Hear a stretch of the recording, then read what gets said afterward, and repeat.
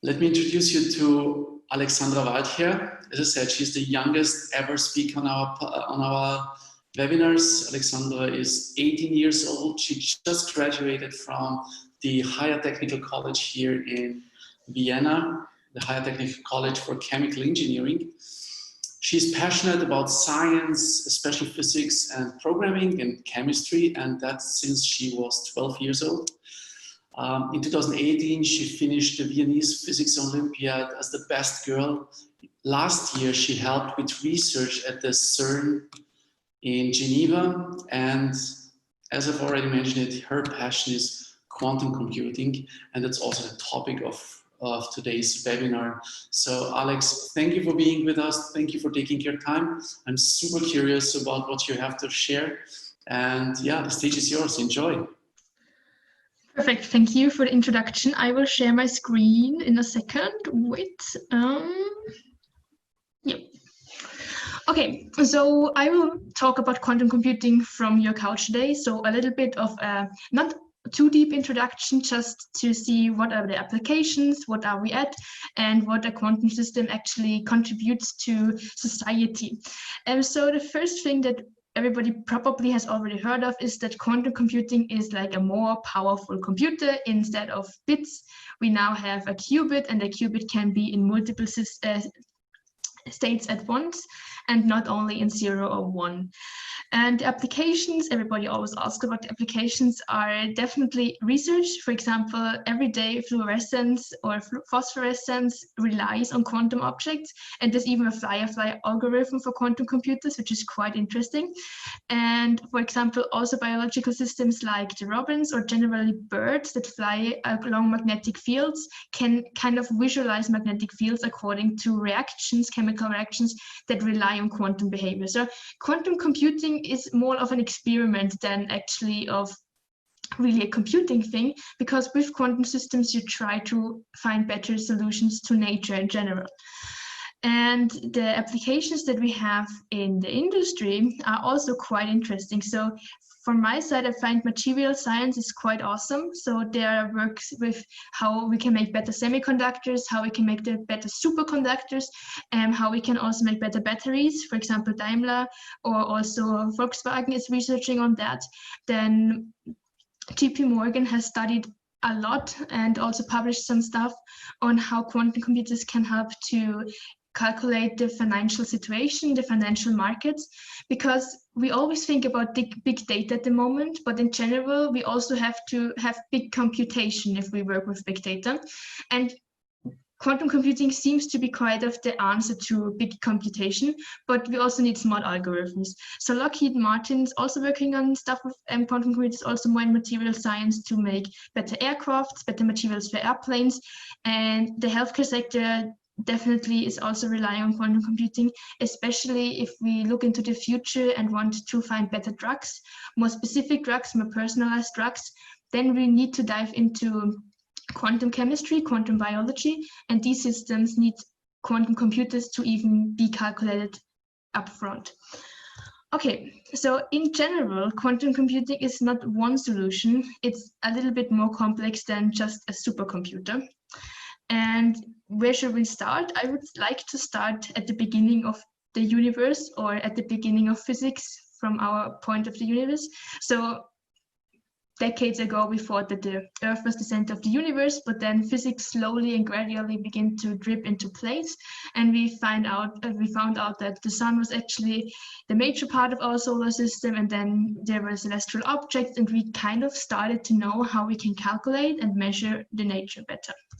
And classical physics was especially focused on by Newton, by Galileo, by Kepler, all those really cool people that made calculations work for nature, and in the most really beautiful way. And what they found was that everything in the universe can be calculated if we have an object. Everything is like an object, a mass, and most of the time they also have some velocity or some movement. And if we have the forces and the masses, we should be able to calculate everything. And this was accepted, really well accepted. And at the beginning of the 20th century, we knew that we could calculate everything, like every point could be everywhere in the universe, and if we have good enough calculations and if we have good enough measurements, the whole universe was kind of predictable. And this is why at the beginning of the 20th century also Lord Kelvin said, there's nothing new to be discovered in physics now, all that remains are more and more precise measurements.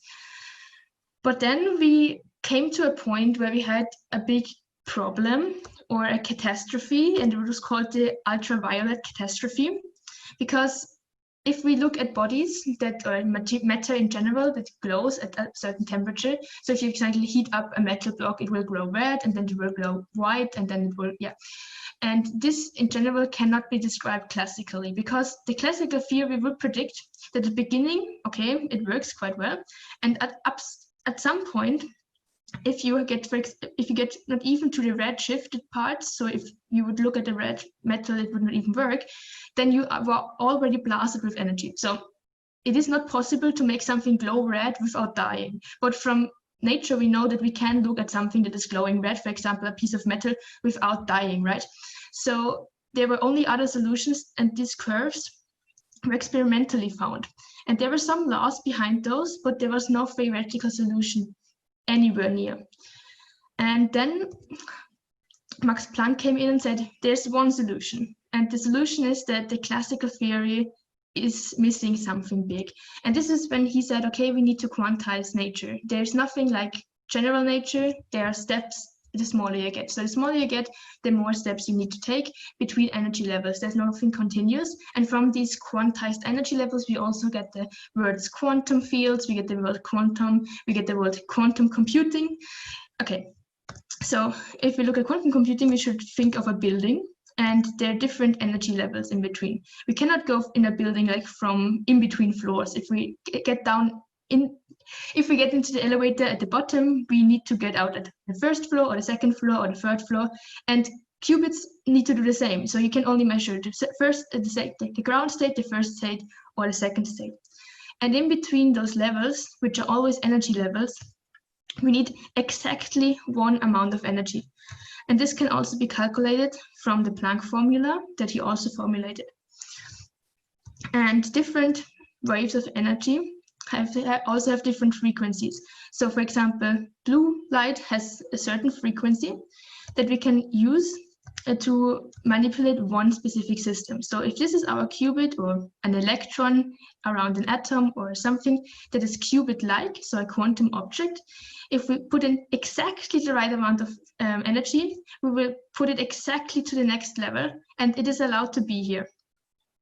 And this is nice because now we have 0 and we have 1, so we have 2 different states. But this is not really a different state than a normal computer because we still have 0 and 1. And the interesting part that I took some time to understand is that what happens if you put in not enough energy. Because if you put in 20% of the energy that is needed, your qubit will kind of float in between. But it is not allowed to be there, right? Planck said it is not allowed to be in between. There's nothing continuous here, it has to be quantized. So what your qubit does, if the system is not interacting any other way, it is going to split into a superposition.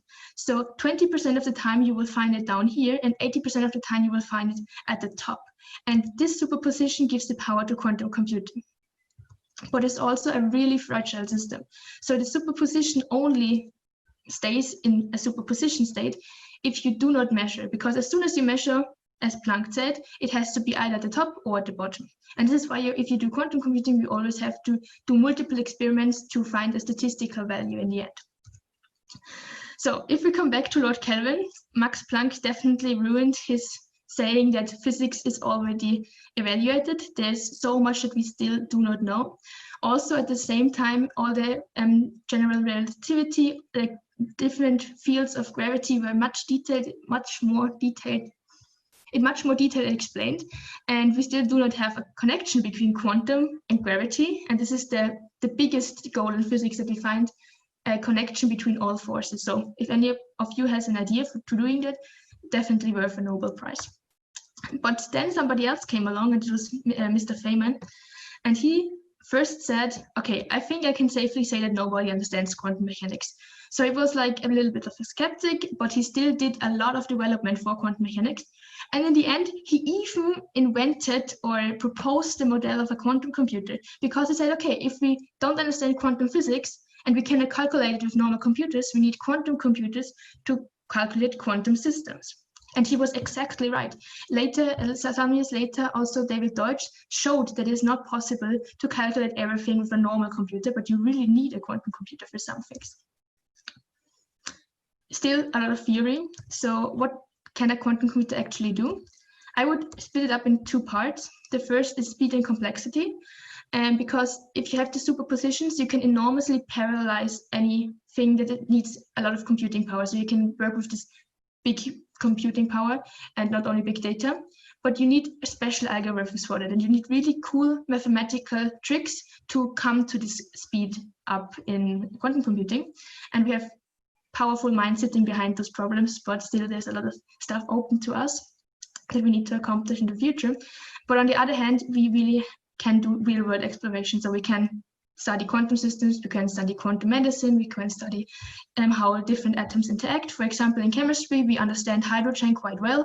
We can solve the Schrödinger equation for hydrogen. We can solve the Schrödinger equation partly for helium, but we have no idea how the Schrödinger equation could be solved for iron, for example, or for carbon, which is an essential element. So we are stuck with normal computers there. And my favorite example of these two different applications of quantum computers are quantum neural networks. And this saying is quite nice because it says quantum neural networks are neural network models which are based on the principles of quantum mechanics. And then they state there are two different approaches to QNN research, one exploiting quantum information processing to improve existing neural network models, sometimes also vice versa, and the other one searching for potential quantum effects in the brain.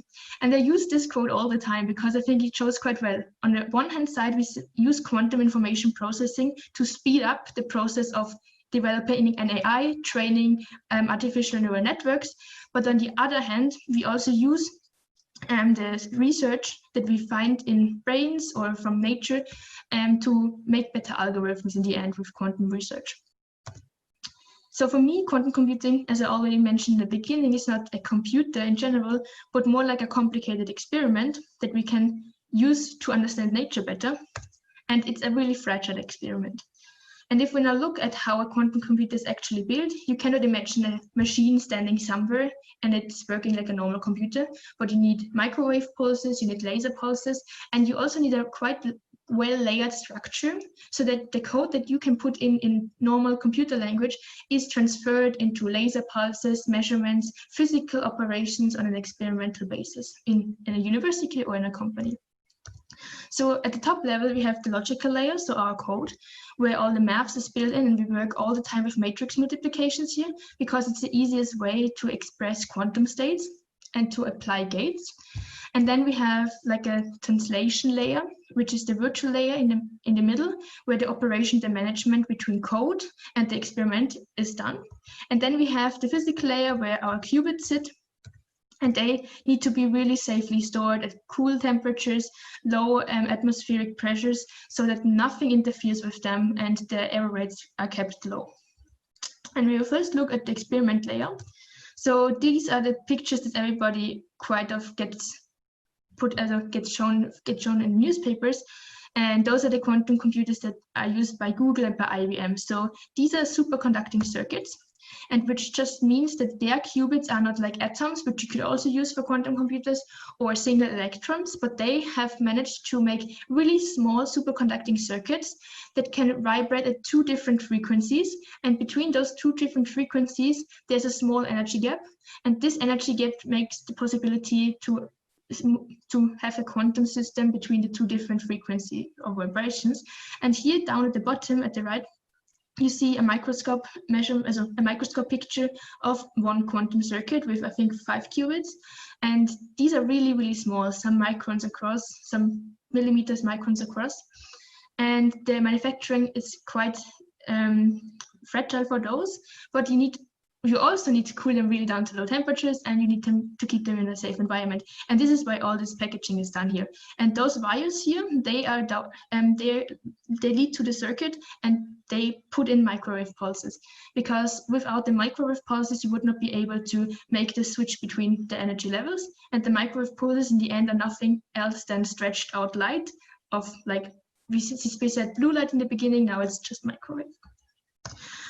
And the other part that we can use is to prepare a physical system of qubits that then find automatically through physics their minimum energy state. And if we can make this, it's called quantum tunneling and quantum annealing. Through quantum tunneling, these quantum systems will automatically go down to the global minimum. And if you can apply this to, for example, optimization problems, you can much more efficiently train artificial neural networks, or you can much more efficiently process big amounts of data to find an optimal solution. But this is only a very specific use case of quantum computers. And the three biggest companies, IBM, Google, and Microsoft, which are working on quantum computing, do not use this approach. They want to have a quantum computer that they can specifically apply with microwave pulses, and which can solve every problem without only preparing physical states and finding minimum energy levels. They want to do all sorts of experiments, but D-Wave is using this approach. So IBM has a framework that's called Q-experiments, and the language is Qiskit, which is quite Python-like. Then Google has a different approach. You cannot access Google's quantum computers. You can only simulate here, and the quantum language is called Circ or Open Fermion, depending on which particles you want to simulate. And Microsoft has by far the most well-known and used quantum language in academia, which is called Q#. And the quantum reality kit gives your computer the opportunity to simulate around 30 qubits on a remote device. Up to 30 qubits are possible with one computer. If you want to go to 31 qubits, you would need 2 computers. And if you would go up to, I think, like 60 qubits, you would need the whole Google Data Science Center, because it grows exponentially. And that is the power of quantum computing. So after 60 qubits, you're actually kind of overcoming the barrier that we nowadays have with computing. And D-Wave, I just included it because it's named a quantum computing company. I always say that I don't think it's the quantum computing company, because they're just focusing on these optimization problems. Okay, and then we have the cool wording of quantum supremacy, which I needed to include in this talk, because everybody always talks about quantum supremacy. And quantum supremacy does not mean anything if you do not say in which problems we achieve quantum supremacy. So we do not have a quantum computer yet that is far better in every problem. We have some problems that we can solve faster and that we had solved faster with quantum computers. And for example, one specific, or the first specific problem that was solved faster with a quantum computer was done by Google. And that was actually quite a cool step, a quite cool algorithm, and quite cool engineers behind making this work. But in the end, it always seems quite far away. And I just want to show that the first quantum computers were something that I myself have worked in the lab with. So I don't know if you know that nuclear magnetic resonance is something that is applied in many areas of science. And what you do there, this is me in the lab, if you haven't noticed. I really love the laboratory as well. You try to find different vibrational modes and different energy levels of specific molecules with nuclear magnetic resonance, and you can use this not to find different energy levels, but also to manipulate different energy levels. And this is then done, and you can use an NMR quantum computer as well. But those are not as efficient as normal as superconducting circuits, because you have to use radio waves, and there are far more errors. And this is not really easy to scale up. Okay, so now the experimental layer is kind of done. Leave questions if you have any questions. And now we come to the logical layer, the code, which is a little bit more mathematical, but I will not dive too deep into maths today, because some people may get annoyed. I have received some comments on my maths in other talks, so I will try to cut it down a little bit. So we know that we have a superposition most of the time when we do quantum calculations between 2 states, and we name them 0 state and 1 state. And most of the time, the state with higher energy is called the 1 state, but this doesn't bother us that much for the mathematical background. And in general, this combination, the superposition, can be expressed as the wave function of a system. And if you would not only have 1 qubit but multiple qubits, then we just have for example, 0, 0 as one state, then 0, 1 as the second state, then 1, 0, and then 1, 1. So we would have multiple states. And if you measure it, you cannot measure the wave function directly, but you can only measure the probability. As I said in the beginning, you have to do multiple measurements so you can find the solution from the calculation. And the probability is exactly the wave function squared, or you can also kind of determine it by squaring the coefficients here, and the coefficients are complex numbers. But for our expression in programs, we just use a matrix where we put in the coefficients, or it could also be more coefficients depending on how complex the system is, and then we apply a matrix to it. So in the end, this is our state, or our variable as you could call it, and then we put in energy, but we do not say put in microwave pulses for 3 milliseconds, but we say, okay, we have the state vector and we apply a gate, and the gate then is transformed by our program, by the backend, into physical operations. So this is our variable, this is our function as you could call it, or the gate, and we're still at a really low level of quantum computing, so you really have to understand every step of the process, and defining a function is a little bit more complicated. You actually go more in a gate-to-gate approach, so you flip it or you switch it. But that's quite cool. That's the cool thing about quantum computing. We're still at an early age, so we can still kind of influence, experiment a lot, and we are not fixed by different mindsets, but we are still open to explore everything. Okay. And then if we measure it, we will get a squared and b squared, and a squared, or alpha and beta squared, and alpha squared could be, for example, 20%, or in beta squared could be 80%, and then you can reverse back your maths and find out how the system really acts and how nature works.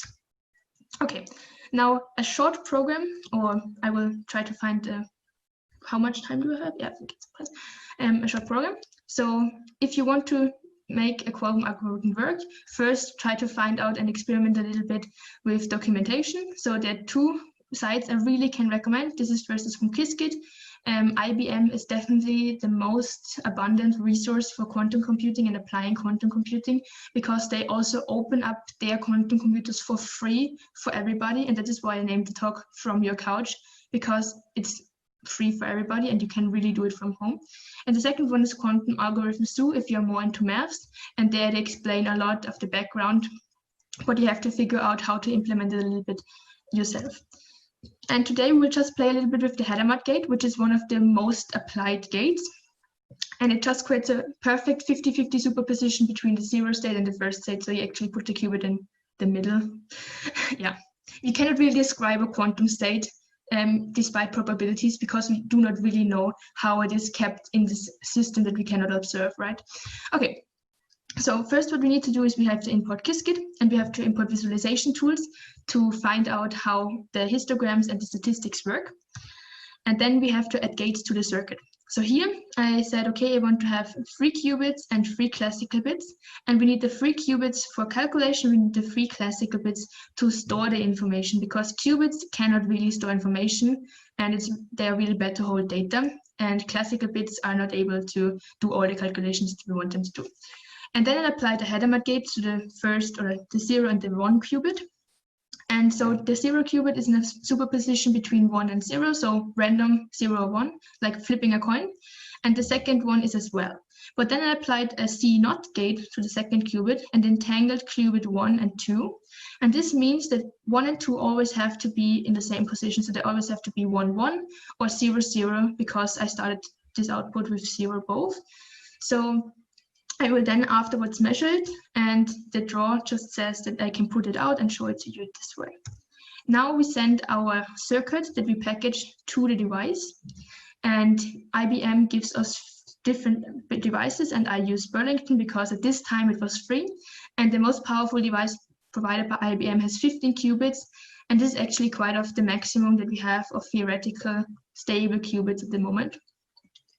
And then we need to plot histograms from the results we get back. So in the end, what you do at your computers, you make the circuit, you package it, you send it to the IBM device over the cloud, and then you will get the results, and you will have to plot those. And here the results plotted. And what you will definitely notice at first is that here at the real quantum computer, we have much more outcomes than at the simulator. And why is that? So we have 3 qubits, so we have also 3 classical bits, and those are written down here. And as we have 3 qubits, 2 to the power of 3 is 8, so we have 8 different outcomes that are possible. And theoretically, some outputs could not happen because, as I mentioned earlier, the X gate, the C0 gate, makes it not possible that 1 and 2 have different outcomes. So it always have to be, they always have to be 0, 0 or 1, 1, and the simulator does that correctly for the small system. But the quantum computer has noise, so we still have 0, 1 or we have 1, 0, and so these percentages here are the quantum error noise, and this is the major drawback at the moment of quantum computers, that they are not as reliable as you would think. And you also see that the 0 state is much more stable than the 1 state because the 1 state has higher energy. So we also have a difference in energy here and here. So the probability of getting this one is much higher than the probability of getting this one. So there's a lot of engineering needed as well, not only maths, to understand and perform with a quantum computer better than we do nowadays. And I will just quickly show you online why I think Hadamard Gates are really awesome. Wait a second, I will just try to, yep, here and here. So you should see a different screen now, the original screen with our results.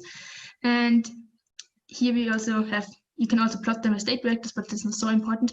What I want to show you is that the Hadamard gate is also a quite complex mathematical expression, but in the end, what you can do with it is to do quantum Fourier transformation. And quantum Fourier transformation is in the end making a clock from different numbers. So you try to overlap different qubits, and then you have one system that keeps all the information.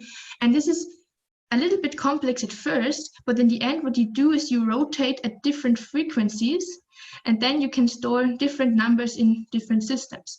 And this is really important for some complex algorithms, and this also gives quite a huge power to quantum systems. And for example, if you heard about Shor's algorithm, then this system is also needed, or this is the system that makes Shor's algorithm work so much better for decrypting really important RSA standards, so the basic encryption system that we use nowadays.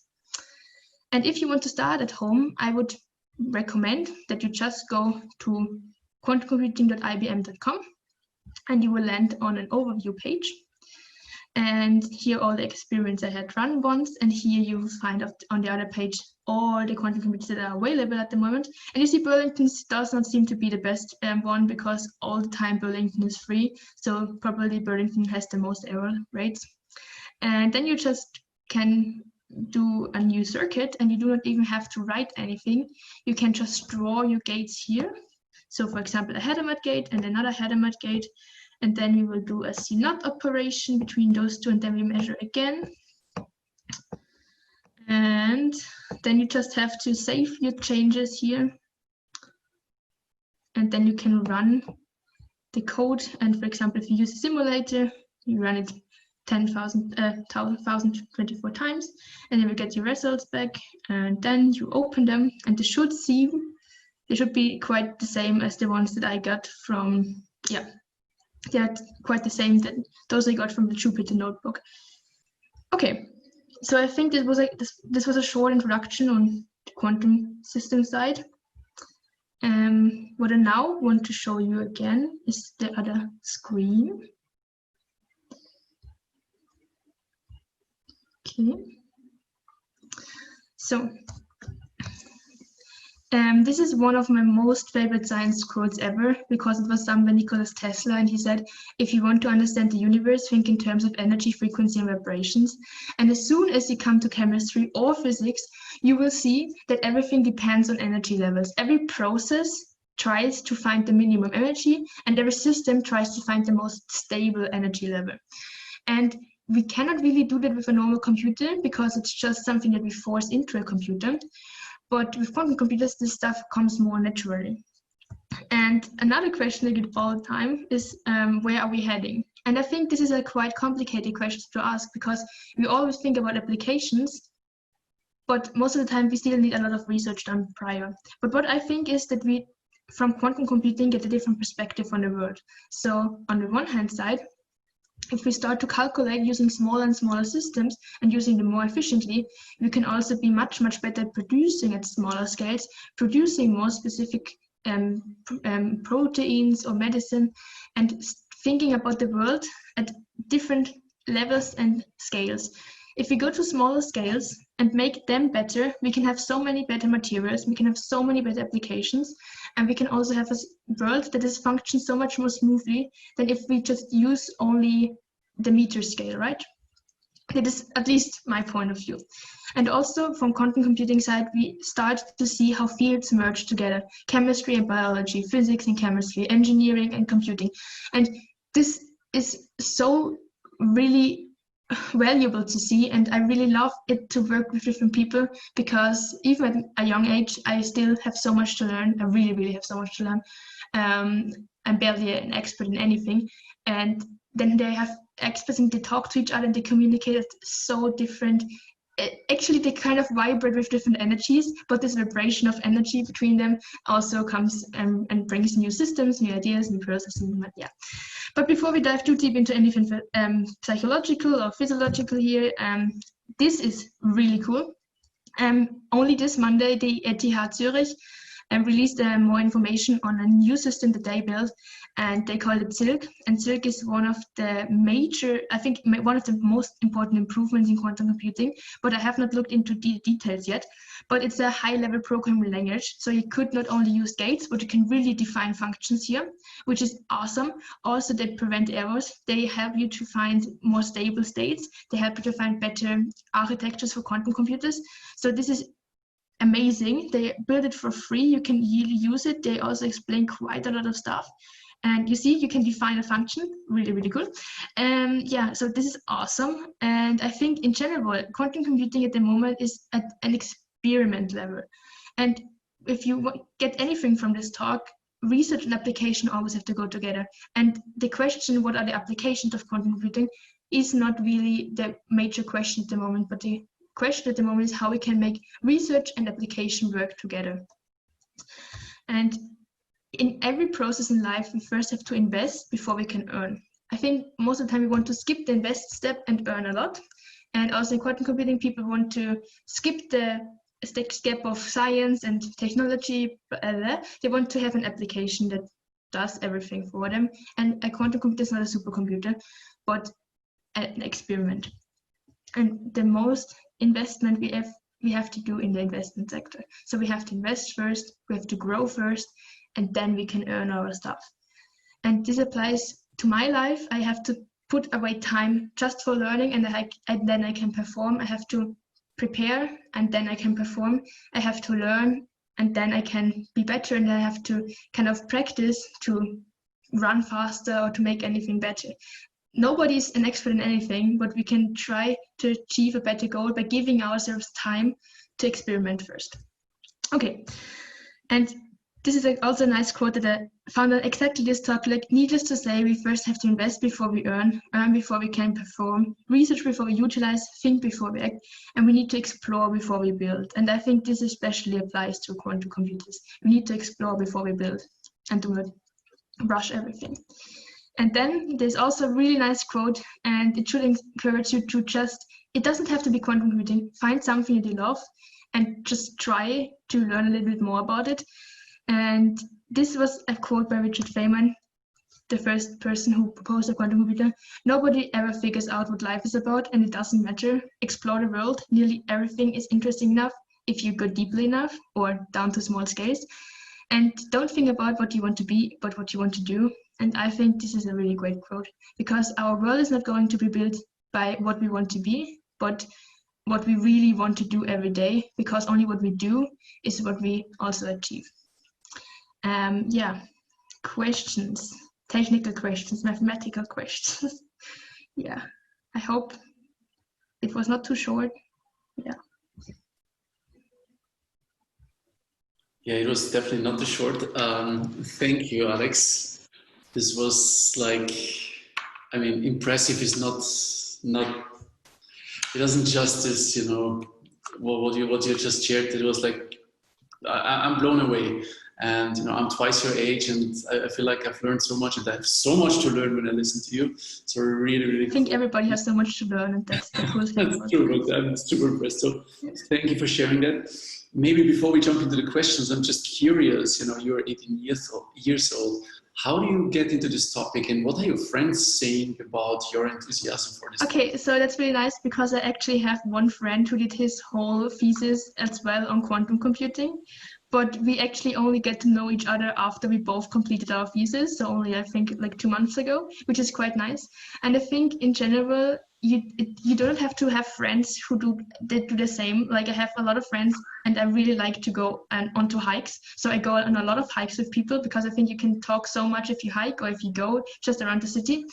And I think people in general are inspired by inspiration, and motivation also comes from motivation. So if I have a friend who is motivated, I'm also motivated to do more, and it's kind of a self-fulfilling prophecy. But in general, the coolest thing about my friends and also my family is that nobody really 100% supports me. So that is like nobody really thinks that I have to do it, but I can do it. It's like an opportunity. I can do it, and that's the best thing in general. And yeah, I think just doing what you want to do is the best thing to be good at anything. And if you put away 20 minutes a day and just do something that is really boring, then the next 20 minutes will be so interesting despite what you do that you will be much better afterwards. So this is also a great tip. If I'm not motivated, I will just do something really, really boring, and then I will be motivated to do another thing. Yeah. All right, cool. Thank you for that. So to continue maybe with the questions, or to dive into the questions, Magnus is asking, how will quantum computing affect computer graphics? Okay, so I think if you talk about computer graphics, I don't know if you heard about quaternions, but quaternions in the end are difficult or matrix multiplications that you can also express as more complex numbers. So we have complex numbers, and then we have quaternions, and quaternions are used a lot in the computer graphics, and you can do cool computations with quaternions also on quantum computers. But in general, so like having a GPU like a quantum computer, I don't think this is going to happen because the systems are more remote, more harder to keep on your own device. So maybe in the future, but not at the moment. For this, we would need much better materials first. Mm-hmm. Yeah.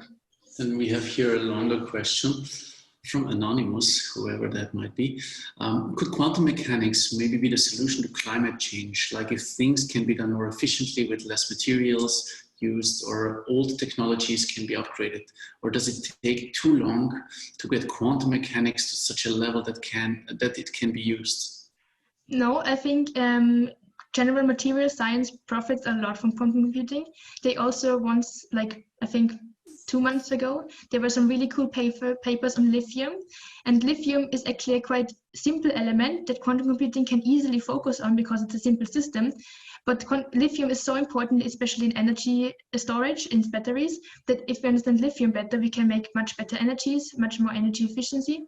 And materials can profit a lot. And if we have better materials, that's like always the main case. If we have better materials, we can build better products, and we can also recycle them better, and we can store energy better. And I think if we have one thing that we need to focus on in the future is how we can store energy better and how we can generate energy better. So if we have, I would love to have a society where we generate a lot of energy, and only if we have an excess of energy, we use it, for example, to do calculations or anything else. Because if we use energy that is not needed or that would be needed for other purposes, like for example growing food for other countries, then we live in a society where we produce energy that is not necessary for our computations, and it's not equal. So I think energy is the most important part here. And yeah, quantum computing with energy, definitely. Quantum computing energy is like one thing.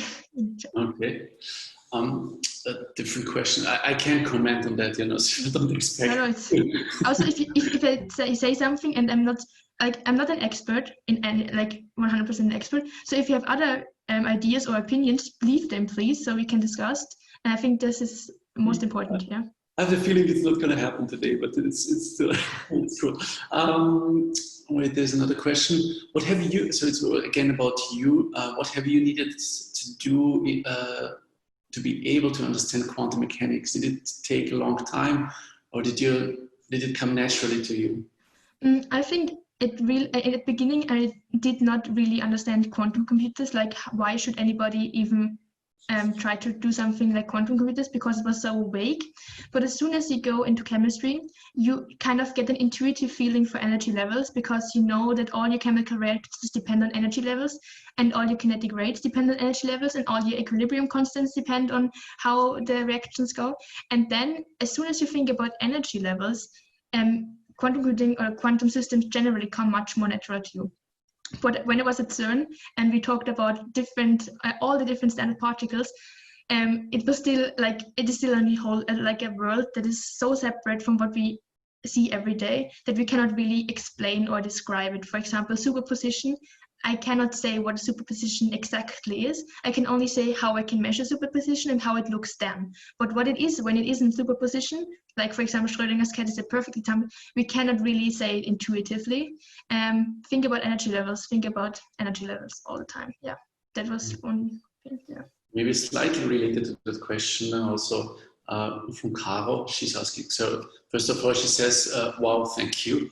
Not able to ask functional questions, but how come you fell in love with this topic so early? I think like I'm a person that loves challenge in some cases, and I always have this barrier, like I'm frustrated at first all the time. Like if I try something and it does not work, I'm frustrated, but then I have the motivation to kind of try it at least. And most of the time things get interesting after this barrier, and quantum computing was just such a hard challenge at the beginning that now it has become such more natural. And especially like last year, so much development was done to make quantum computing easier, and then it was like I really fell into the topic because it was like it in difference to the beginning where it was so hard, now it's becoming so easy to get into it that it's, yeah, it was easy to fall in love with it. Yeah. Mm-hmm. Just a second, I'm just receiving a call, so I have to kill that one. Magnus has another question. He's asking, I'm a developer and I'm curious if all programming will in the future be quantum based. Will bigger companies like Facebook, for example, rebuild their React framework, but quantumly, if that makes sense? No, I think there will be a gap between like big data computation and science computation and application-based programming. So for example, you will never, I don't think so that you will have a mobile device in the future where you have quantum computing. It's much more about finding a solution one time. So for example, you have a complex system in chemistry, you find a solution, you prove the solution, and then you apply the solution in other parts. Or if you have a system, a complex AI, you maybe solve the AI and train it with a quantum system, but then you kind of take the model from the quantum system, translate it into normal code and use the normal code, because still we are much more efficient if we work at smaller scales with normal computers. So I don't think that everybody's going to rebuild. I think that companies will additionally use it, because otherwise that would be my guess. Mm-hmm. Yeah. Okay. Trim is asking a question, what is your favorite part of quantum computing? Oh, actually the hardware. I really love all the papers that come out to new hardware. And if they tell us that the quantum error has gone down, they have now found particles at the surface of gold that are they don't know if they are theoretical particles yet, that are just being seen in gold atoms, or that gold atoms can act certain ways, but it's really cool. And this surface particles can be used to make much more stable quantum computers, and they're also their own antiparticles at the same time in some cases. That is really, really cool. And I think that the border between science and the application in quantum computing, that is what is interesting to me, because I learn all the time, but I can also do something all the time. And programming for me in general, I can apply it all the time, but in programming I do not learn so much about nature. So in programming I learn about the code and I learn about the technology, but I do not learn how nature functions. And in quantum computing I learn about how particles work, and I learn how I can use that. That's my favorite part. Yeah. All right. And now actually there are two questions and they're kind of related. So Edith is asking, is there something like quantum intelligence as a next step to artificial intelligence? And also Magnus has a question, QNNs. will quantum mechanics introduce any new kinds of AI learning models? I don't know if you can somehow. Okay, so the questions are quite similar. There are already talks online, also on YouTube, where people from IBM explain how they can make much better predictable AI systems with quantum computers. Because in quantum systems, you all the calculations you do, all the operations, you can reverse them easily or easier than some other calculations. And if you have if you train a model and you can reverse some steps of that, you can much better understand the model. And I can send some links into the chat. Also, if you go to IBM's applications, there are some really cool startup companies that they work with that are using quantum computing to apply it to models and to make smarter models. And as I already mentioned, the stuff where you prepare a physical system, let it run down to the most stable state. I think this is a really cool stuff because you cannot do a global minimum all the time if you work with normal computers at the moment. Yeah. Mm-hmm. I will just try to find the links. I hope this answers the question. If I left anything out or, yeah. I don't know. So Edith and Magnus, you have to reply to that. Was it an answer to your questions? Something else. Edith says yes, thank you. Perfect. And if you want to do anything with quantum computing or learn about anything, there's also a quite cool Slack community from Qiskit. So this is nice, but I'm really curious what is going to happen with the developments that are done by ETH Zurich at the moment, because those are not really public. They're public, but they're only recently published. So those are things that I would really like to see in the development in the next years. Yes. Okay. Maybe a question from my side. So I always I'm super excited about new technologies, about innovation and everything. But what I always look at is like, how is it going to be used in our daily lives? You know, how is it going to have an impact on the way we live, the way we work, whatever. So I know that IBM introduced its first commercialized quantum computer. It was about 1.5 2 years ago. Yep. How long do you think will it take until quantum computers will be part of our daily lives? I mean, if at all, I don't know, is there like a scenario, what are the challenges that need to be overcome? The first, there's also there was a question popping up right while you were talking, and it's the downside to quantum computing. At the moment, the downside of quantum computing is that we need some specific systems and the error rates. So as soon as we kind of make the error rates less and less and less, quantum computing can be applied to so many areas that you will not directly probably see a quantum computer standing like next to your fridge or next to your, I don't know. But if you work in companies, you will definitely have to work with it. I think, like I would guess. And so in 20 years, you will see quantum computers being really more and more introduced into companies. And in 50 years, that we really like kind of know about them much more or learn about a little bit about them in school, and kind of that most of the society can kind of like how we program at the moment, that we also can program quantum computers then.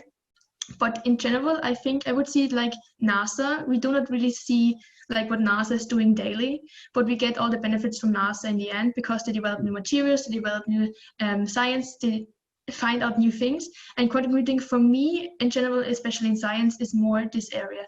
And as soon as we really can use quantum computing to make telecommunication keys and secure telecommunication work, then your system, like your smartphones, everything will depend on quantum computing, because we have the problem, if quantum computers are strong enough to break encryption, quantum computers are also the solutions to make better encryptions. And there's a really cool satellite that flies between Graz, like in Austria, Graz, and a town in China, and they are sending photon pulses that are entangled all the time, and sending pictures between two stations on Earth. And those are the first steps towards quantum communication. So this is quite interesting. Yeah. Mm-hmm. So yeah, Magnus also has, I think it's a follow-up question. So I've heard a lot about security challenges with quantum computers. Would governments really want the power of being able to break 64-bit symmetric encryption at a matter of hours? Yes, I think so. But I hope that the government also really wants to have a better educational system in most countries, or not be racist in America. And I think that some governments hold back with quantum computing because they do not really depend on technology. But I do not think that if we think about like 50 years in the future, that governments will have as much power, for example, as Google. And in ancient times, we paid with, like in ancient times, we paid with money. At the moment, we pay with data. So the more data you have, the more powerful you are. And if you have quantum computers, or if you can use the data, then you will get even more powerful than if you just possess data. So I think it is going to be a step-by-step process, and at some point, governments will definitely help. And for example, the Austrian government already works a little bit with the Technical University in Vienna and also with the normal university in Vienna to find out how they can use quantum systems to make better secure telecommunication keys. But breaking encryption with quantum computers at the moment is still quite hard.